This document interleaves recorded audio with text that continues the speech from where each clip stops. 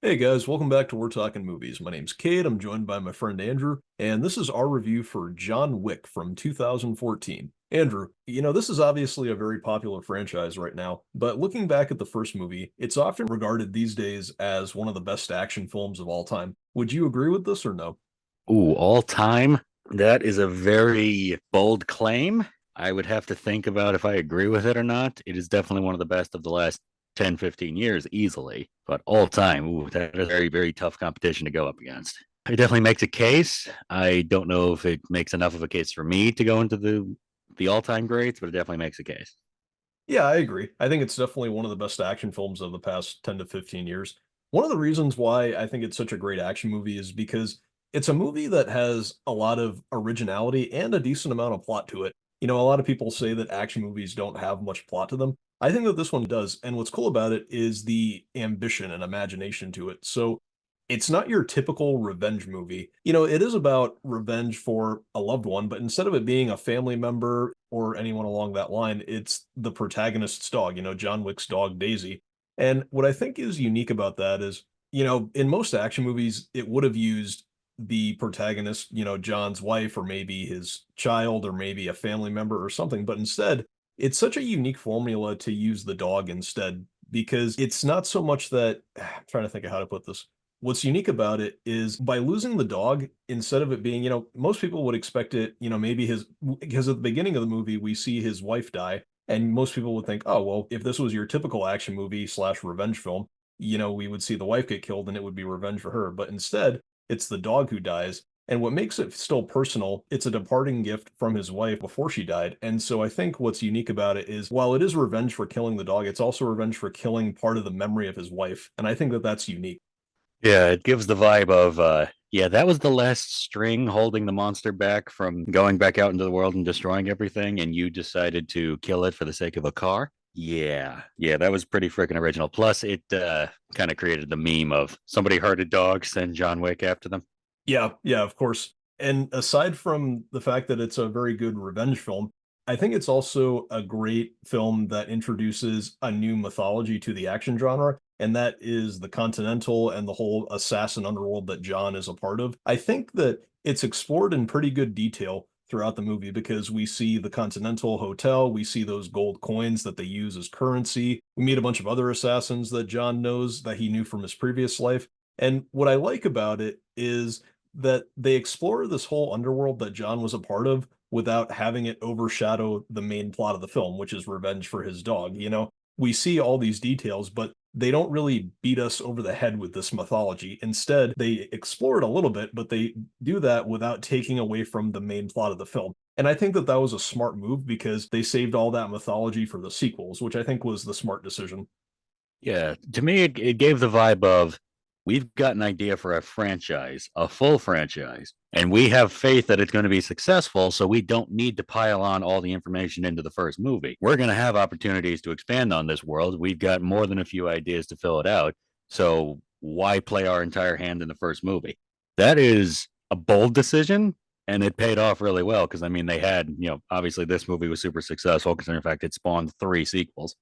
But aside from, the originality and the mythology of this whole assassin underworld, I think the plot is great. And what's also nice is I actually really like the character of John Wick. For me as a viewer, I do think that he's very interesting to follow. And, when it comes to John Wick, I've heard some viewers, argue that he's a typical boring stoic action hero. And I understand what you might be going for, but I don't agree because for me, I always got the sense that, when it comes to John being a what people call stoic hero, I always figured, yeah, I mean, he doesn't talk much, but I always thought it was the result of the trauma of losing his wife and the pain of losing his wife. And it also might have been from what he had done in his past life as an assassin and how he's forced back into that. What I like is we don't really learn much about John's life in this movie. That's explored more in the sequels, like with the mythology. But what I think is nice is we learn that he was an assassin and we learn that he was married, but we don't really learn too much about his life prior to that. We don't know what led him into this life as an assassin. We don't know how he met his wife or how he got out. We hear glimpses of it, but not too much. And what I like about it is this movie kind of,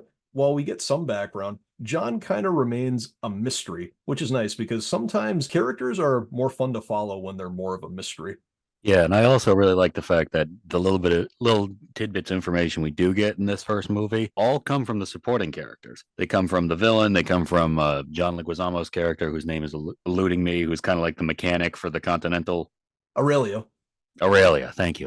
But yeah, no, all these little tidbits of information you don't get from John himself. So it kind of builds even more mystery. It's like, okay, he doesn't talk about himself, but clearly he has quite the past to him, considering the fact he's got, these very scary Russian mob bosses terrified that he's coming for them and they know they're not going to win.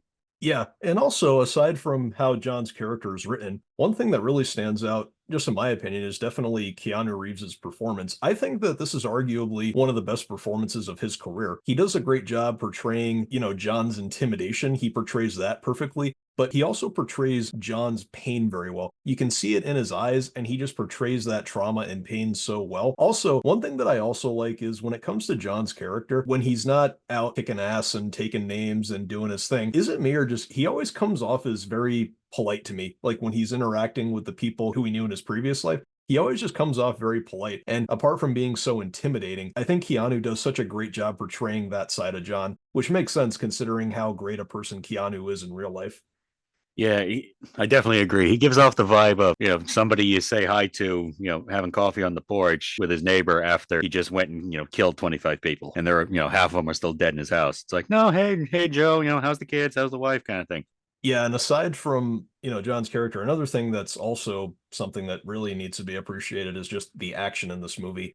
This movie, along with each movie in the entire franchise, I think honestly has some of the best action sequences and fight choreography that I've ever seen in any action movie or franchise ever. I would argue that it could be up there with The Matrix, which arguably has some of the best action in any movie ever. The action in this, it's almost just nonstop. It keeps you so invested and it just feels so thrilling. Like you're just pumping adrenaline and it just keeps you building and building throughout the runtime. So that's something that I think the movie just achieves so well. Yes, the action in this movie, I think, outside of just the world that this his series creates and this movie introduces, and also the character of John Wick that again this series builds and this movie creates and this movie introduces, the action is really what sells this movie. It is phenomenally choreographed. It is, and it is also phenomenally shot because if this movie did not have the excellent cinematography that it does, this whole thing would be kind of a dizzying mess. But films like this and also Kingsman: The Secret Service also both really benefit from excellent fight choreography, and also the fact that they could actually shoot it without making it look like a complete mess like other action movies suffer from. Yeah, I get what you mean. And one other thing that I feel doesn't get enough credit when it comes to this movie specifically is have you ever noticed how well it works as both an action thriller and a contemporary crime epic at the same time? I actually haven't, but now that you kind of put it like that, I kind of do see where you're coming from. Yeah, because we have the whole action side of John, how he's part of his assassin underworld. But then we have Vigo and Yosef and the whole Russian mob syndicate that they're part of. And, it's very contemporary and it just works so well. These two different genres merge together. Yeah, and that's definitely a solid hit combination, and it doesn't really skew too far in either direction, in my opinion. Yeah, and also building off what you were just saying earlier about the cinematography, yeah, I can never get over how beautiful all four of these movies are. Yeah, again, this applies to every movie. Having watched all four films, one thing that you can always appreciate is just how gorgeous they look. I would argue that these are some of the best looking action movies ever made. Oh, I definitely agree on that. Yeah. All right, so those are all our pros. Why don't we get into our cons now? Do you have any big cons that you wanted to talk about? Um, just one, in my opinion. I don't think, and this might be a nitpick to some people, I feel like they didn't do enough at maybe explaining why Vigo is able to go toe to toe with John in the final climax of the movie. I feel like they could have added something like, oh, he's a black belt in martial arts, just to kind of, put that little bit of hit of detail on, like, okay, yes, he would be able to hang with John. Even though he is significantly older and appears to be sickly as well. So Yeah, and that's actually probably my only big complaint about the movie. When it comes to the third act of this movie, I don't think it's necessarily bad. I just don't think the quality is up there with the rest of the movie. And here's what I mean. So once John kills Yosef and then he goes after Vigo for killing Marcus, the quality just kind of drops for me. And I say that because for me, it just doesn't feel as thrilling, when you get to the climax, and it didn't feel as satisfying because to me, the final fight between John and Vigo just felt kind of underwhelming to me. It just didn't seem as heart pumping as the rest of the action in the movie, or as big as it could have been. And honestly, I think that the final battle or the final fight for this movie should have been Miss Perkins, the other character who he had crossed paths with throughout the movie. I think that that brief fight between John and Perkins in the hotel room should have been saved for the ending of the climax when he went after Vigo. I think it should have been bigger, and I think she's who should have been John's big showdown because she seemed capable enough to go toe to toe with him. So, if I could have changed anything, I think that could have been a good idea. I don't know. What do you think? I agree with you on that one. I think utilizing a character that definitely he has shown she can hang with John Wick, I think would have been a better choice than somebody who, yes, has an intimidating presence, but maybe doesn't have like the backstory to match that he can hang with John, and then maybe have her escape. And then we get the ending with everybody from the Continental killing her because she broke the rules, just to kind of continue that little plot thread of showing some but not everything that goes on in this world.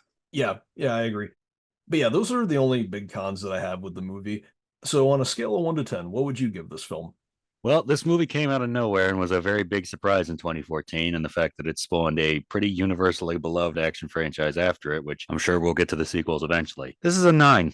It really is. It's a very enjoyable, well made action movie. And we do seem to have a bit of a drought of those in the last decade that aren't superhero related, at least. Yeah, I think that I would probably have to give it, I think I'd give it an 8 out of 10. Well, I think it's a great movie and it's very well done. Yeah, just aside from my issues with the third act and a couple of other things, yeah, it's still a great movie in my opinion, and I'll have to give it an 8. All right, guys, I think that that's the end of this review. Thanks so much for listening. Don't forget to like and subscribe, and don't forget to follow us on Instagram and Threads, and we will see you later.